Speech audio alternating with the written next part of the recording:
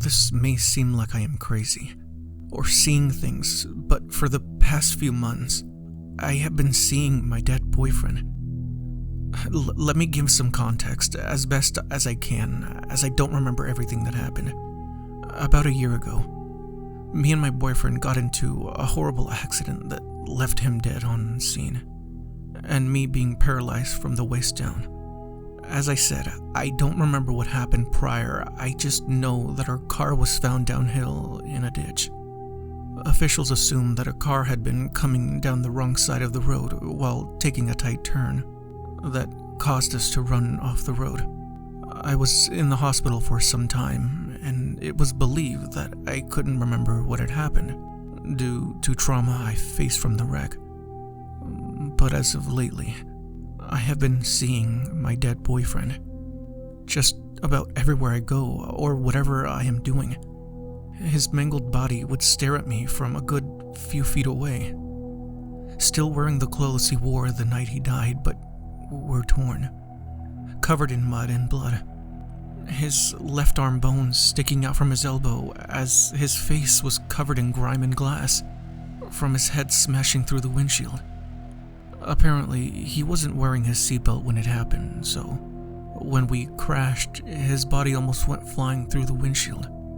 I don't know why I see him, maybe from the grief I carry from it all, but when I look at him, it looks as though he was trying to mutter something out from his torn face.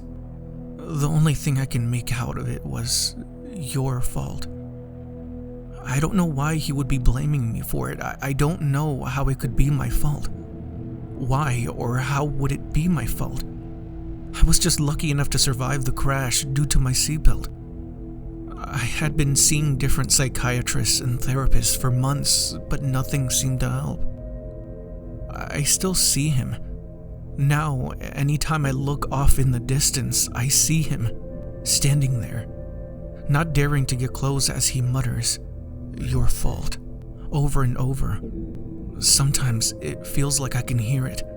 His voice was deep and almost distorted, like there was no making sense of what he was saying, but somehow I knew. "It's just the guilt from the wreck is all. You are in pain from it all, and you feel as though it was your fault when in reality it wasn't," my mother would gently tell me, in an attempt to help try to bring my mind more at ease. Always doing what any mother does, comfort their child who is in distress.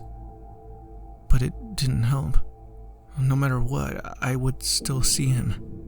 A few days ago, he began getting closer and closer. Now he would stand outside my window. If I was out with friends, I could see him close by in the crowd of people. I tried to ignore him, but I couldn't. I could start feeling his cold death-smelling breath against my skin. Sometimes at night as I tried to sleep, I could hear his mangled body shuffling about as I tightened my eyes, still hoping after all of this time that I was just seeing things. But as time went on, and the closer he got, it wasn't just in my head. It was reality. Dark and brutal reality. One night, as I laid in my bed, trying to sleep, I could hear him moving close to me, just as he did almost every night, haunting me in my times of being awake or being asleep, his bones cracking and popping as he got close, right against my ear. That same cold death-smelling breath against my skin as he whispered, in his muffled, distorted voice, "It is all your fault. You know what you did, but you do not wish to take accountability for it." Then, like a hammer against my head, the memories of that night hit me at once. He had been out of town for work, something he had been doing a lot lately, and it caused some uneasiness in our relationship. We had grown more distant the more he had to leave. It was as if my heart couldn't take him being gone all the time. I was feeling lonely. Even hanging out with my friends didn't fill the loneliness I felt in my heart. till a friend of mine, Joshua, started talking to me, being there for me when I needed it, bringing me comfort when I was hurting inside. We got very close. It was wrong, but I felt so happy. Happiness I haven't felt for a few months. That night, I was hanging out with Joshua, sitting on his couch, watching a shitty rom-com movie, as he had an arm snaked around my shoulder. Whenever I went to Joshua's, I always turned off my location.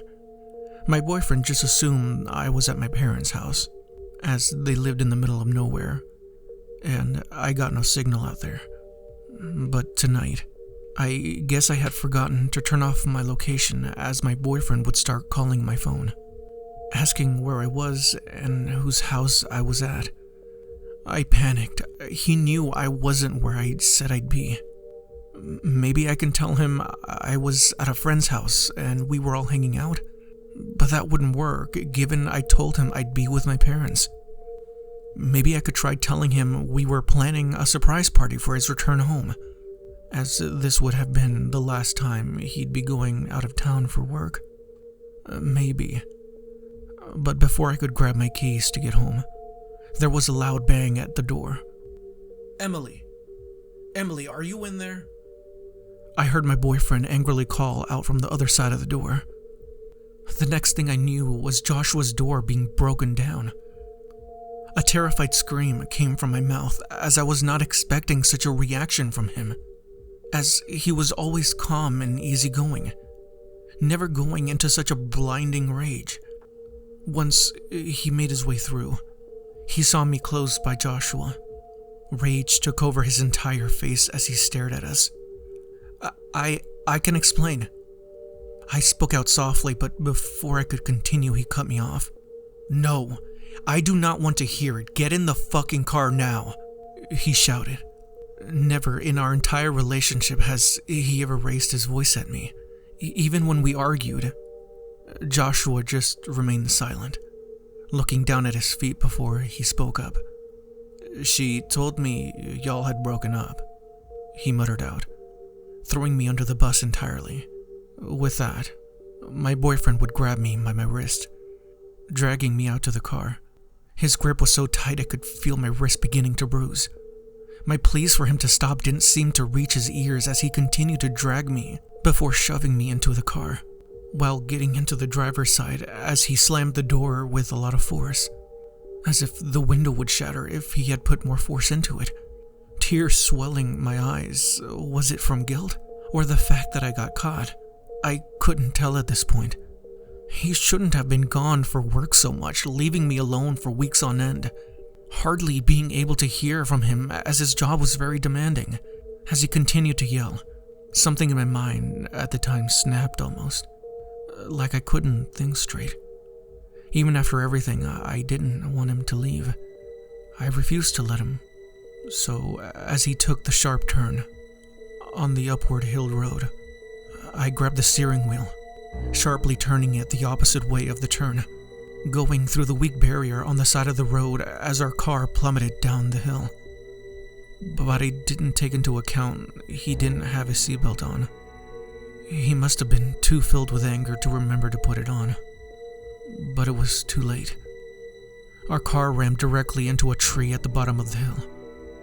Half of his body went through the windshield once the car met with the tree, the front of the car smashing into my legs, rendering them completely useless. Soon after the initial strike, I passed out.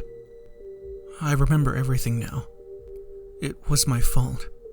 He was right.